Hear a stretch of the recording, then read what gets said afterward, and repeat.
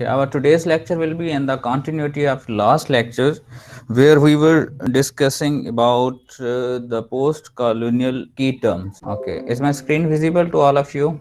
Yes, sir. Yes, sir. Today we will be discussing magical realism.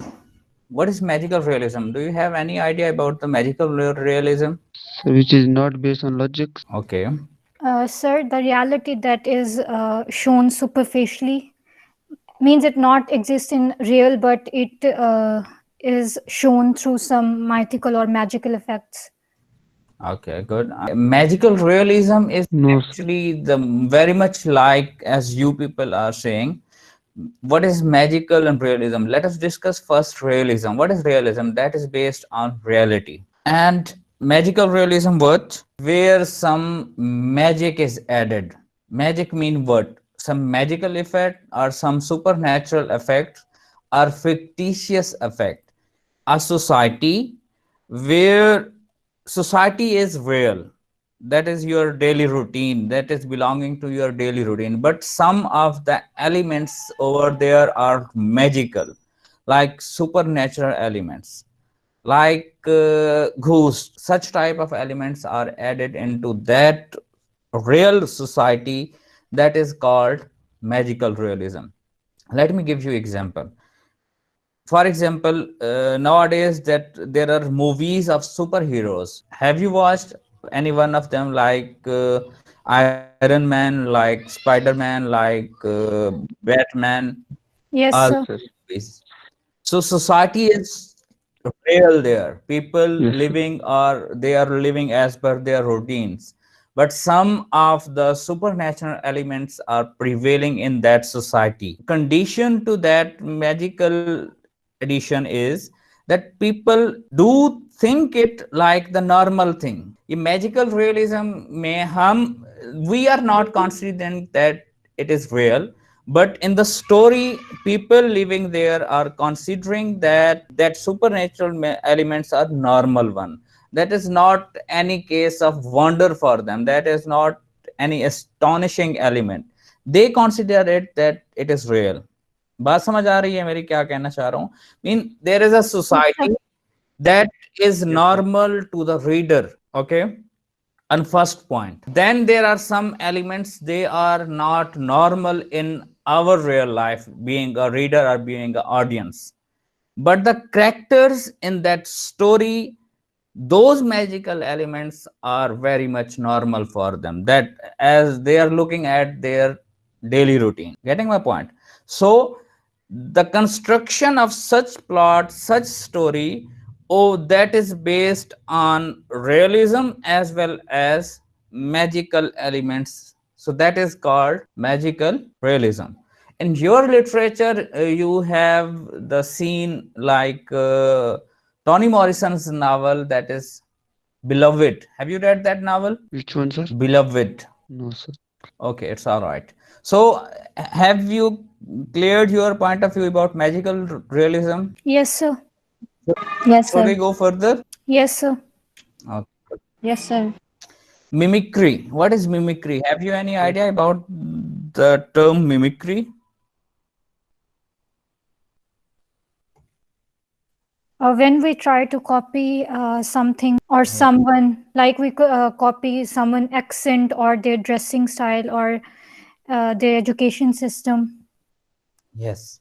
So that is what the means by which the colonized adapt the culture, language, education, clothing, etc. of the colonizers. If we are discussing it in terms of post-colonialism, then we will be limitizing this term mimicry whenever colonized people are adapting the culture, which includes language, education, and clothing, etc of the colonizers, that is called mimicry. Clear? Yes, Yes, sir. Yes. sir. One more thing I would like to tell you here. Here is written adapt. That is not written adopt. I have been telling you the difference of adopt and adapt. Do you remember? Yes, sir. What about the rest of the class?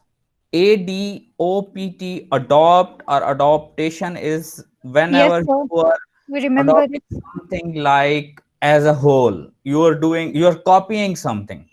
Okay, Adaptation is something whenever you are taking the real structure, but you are making changes as per your need. That is called adaptation. Adoption or adaptation of colonizers by colonized, that is called mimicry. Clear? Yes, sir. Yes, sir. Okay, then comes Orientalism. Do you have any idea about Orientalism? Probably you don't have idea. That is theory given by Edward Said. Edward Said bhi kaha jata hai उसे. So he given theory. Orientalism in Urdu is called Mashrikiyat, Mustashrikiyat, like your East. And he also gave the term of Occident, that means West. If we further categorize it, mean Occidents are Western people like European, and the Orientalists or Orient are the Middle East people. People those belong to East. Clear? Sir low level Yes, में भी sir. हम कह सकते हैं। Sorry? Sir वो जैसे आपने बताया था पहले पहले लेक्चर में ऑक्सीडेंट और उसका मींस के ऑक्सीडेंट वो खुद को सुपीरियर समझते हैं और हमें inferior. Yes, that is true. Mean, let me discuss first and I'll be collecting your questions. Orientalism is a theory given by a person who belongs to Orient, who belongs to East, that is Edward Said. Okay, he gave theory. He says whoever from the West is writing about the East, he is looking through the lenses of Orientalism. Orientalism is what? That is their mentality which have been settled about the Orient people, that is settled about the people from East, that they are less civilized, they are uneducated, they are, they need more civilization, they are far inferior than of Western people. Everyone have made their concept, so they are holding the lens, and Western people put those lens on their eyes, then they study the Orient people. Once I had given you example about a passage to India, that E.M. Foster didn't portray the true picture of subcontinent. How can he? Edward Said says no one can be impersonal. Impersonal मतलब जिसमें उसके जो personal mentality है वो उसमें include ना हो रही. Once I had given you example, for example, if someone is supposed to enter the door of the room where you are sitting, someone tells you the next person who will be coming, he is very much corrupt, he is hypocritic, he is your enemy, he isn't a good person. After that statement, as the next person enters in front of you, you just look at him through the lens which was being told to you just before. जिस तरह वो अभी आपको description दे रहे थे, आप उस बंदे को उसी नजर से ही देख रहे होंगे. Getting? Yes, sir. Yes, sir. So that is what that is said by Edward Said. These Occident people, these Western people are not justifying their writings, their concept about the Eastern people. Rather, they have put the lens of Orientalism. They have already settled their mentality that these people are savages, these people are non-developed, these people are uncivilized, these people are uneducated. So they look on us, on Eastern people, through those lenses. Then how can they be impersonal? How they can be honest with our portrayal? Definitely they are having this mentality in their subconscious, unconscious, and conscious. So how can they justify, how they can portray our culture, our living style honestly? Definitely that lens, that mentality which is in their unconscious or conscious, that will be interfering. So that's why they can't be just, they can't be honest with the portrayal or description of that we Eastern people. Is that clear? Yes, sir. Yes, sir. Yes, sir. So this is a theory that is given by Edward Said, that is Orientalism. Sir, Edward side is Eastern. Yeah. Yes, sir. Sir, spelling क्या है इसके? EDWARD Yes, sir. SAID. Okay, I have discussed this concept of other in last lecture as well. Okay, can anybody read this slide for me? The social and or psychological ways in which one group exclude or marginalized another group by declaring someone other. Person tend to stress what makes them dissimilar from or opposite of an other, and this carries into the way they represent others, especially through stereotypical images. So according to this slide, in which one group exclude or marginalize another group. Okay, whenever someone is saying that they are no more part of us, they are not our part, so at that time they are saying to their selves, we are self, and those people, those are opposite to us, they are other. That is what colonizers do. They consider themselves that we are self, we all are one, and these people to whom we are having colonization, they are the other one. Then there comes the concept of center and marginalization. Can you look at this picture? Yes, sir. The arrow is going toward the center. Okay, so Yes, sir. consider this center as the colonizers, and this margin, the outer circle, is the marginalization. These are colonized people. They are circulating, they are moving around what? Around the center. Getting my point? Is that clear? Are you have any question? Like, let me give you one more example. Sir, If you consider this center as hub, I want to say about, for example, wheel of bicycle, okay, or wheel of your motorbike. All the wires are yes. connected to which point? Center. To the center, to the hub. So rest of the area is moving around what?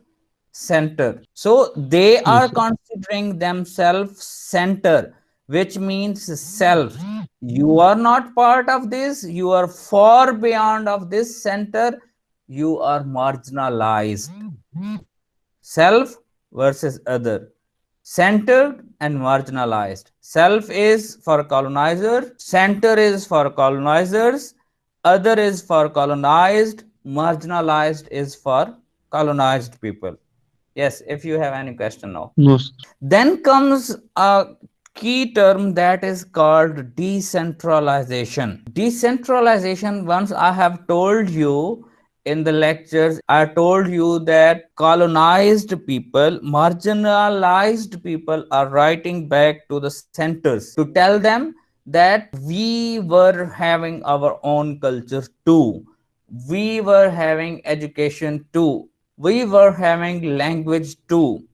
Your claim about that you are coming to make us civilized, that was wrong, that was fake. So they write back to tell them that we already had our culture, there wasn't any need to impose your culture, your language, your dressing, your education on us. So they are writing back to the center. Colonized people, colonized writers, or marginalized writers are writing back to the center in their language, but adding their own culture and adding some of their own language words. Do you remember something? अगर English लिखते लिखते वो यहाँ आके कोई अपने language का word add कर देते हैं, what does this show? Yes, we had our language too. Okay, बात Yes, समझ sir. आई? Yes, sir.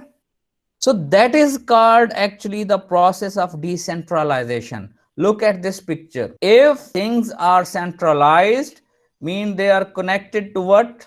Their center. If we consider this center as a colonizer, then they are bound. They don't have their own identity. They are being identified by the center, but they are not having their own identity. When wherever there is decentralized, so there is no center, everyone is standing individually, everyone is standing independently, they are having connection but they are not dependent to anyone. So after colonization, the writers started decentralization. So this decentralization comes in two categories: broader and internal category. Broader in sense of colonizers and colonized. Secondly, internal category is of male and female. Feminist says that I mean male is the center and females are being considered as the margin. So this centralization or decentralization can be discussed on two categories, like we are doing in terms of post-colonialism. That's why we are putting more our concern on as a post-colonial key term. Is that clear? Yes. Yes, Yes, sir. sir. Okay, good. Then comes race. What is race? The division and classification of human beings by physical and biological characteristics. Whenever you are doing classification, for example, human classification of human beings by physical and biological, that is called what? Racism or race. For example, physically or biologically, you are saying that you are brown people, you are black people, you are white people. As we have read in the novella Heart of Darkness, we do find this element where writer most of the time says black, black and black, dark and dark and dark. So that is some sort of about the racism. Whenever there is classification of human beings by physical and biological characteristics, that is called word racism or race. This is also the key term that is being discussed on behalf of post-colonialism, because the major concern in post-colonialism is directly connected to the colonialism. And in colonialism, what colonizers used to say to the non-white persons, those were not white, all of them, although they were black or they were brown, like we people from subcontinent, they said all of them are white man's burden. Can you see this slide? I have highlighted it. Yes, sir. White Yes, sir. man's burden. So again, there this statement is racist statement, where you are classifying human beings on the basis of color. Is that clear? Yes. Yes, sir. Okay, good. Yes, sir. The next term is subaltern. Subaltern is the lower or colonized classes who have little access to their even own means of expression and are thus dependent upon the language and methods of the ruling class to express themselves. Again, this term of subaltern is divided in two, that is applicable on two things. One of them is colonization and post colonization. The second one is about the patriarchal society or feminism. So subaltern is the depressed or possessed class. Like in the case of colonization, the colonized people are subaltern, and in gender based, the females are considered subaltern. Then there is theory as well. I think there is famous writing, I think, that can subaltern speak. So that is almost linked with the feminism. So subaltern is again the term that is for the, I should say that those people, those are colonized. In simple, females and colonized. In simple, female and non-white people, those are colonized one. They are called subaltern. Clear? Yes. Yes, sir. That's it from my side. Thanks for watching. Subscribe the channel for more videos.